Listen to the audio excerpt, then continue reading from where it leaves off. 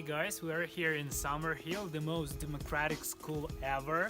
Children here, because of the freedom, because they're directly connected to their own development needs, and they're free to do that, then they're connected to their almost human nature's natural development process, which actually means that they develop much faster. You like How to Train a Dragon, so maybe a fine for him would be that he's not allowed to talk about How to Train a Dragon for 24 hours. But that would be nearly impossible, wouldn't it? Can you imagine that? How could you deal with that? No, that would just be not a fine that exists.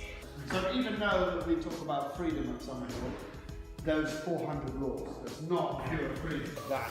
It's very standard aluminium. Very standard aluminium. That this kid is passionate about, like maybe suggesting him to do something. Children in the world of natural play, that's what they're doing. They're reaching, they're searching, they're discovering, they're trying things out, and they're all the time sort of discovering. So this here is called Class 1, and this is very much catered to come directly from natural play.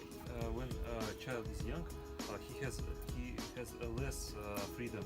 When he became to grow, he have more freedom. Yes. Yes, I see. For example, here children have stable freedom. Yeah, kind of. So this was the woodwork, which is where the drama was filmed as well. Dun dun dun.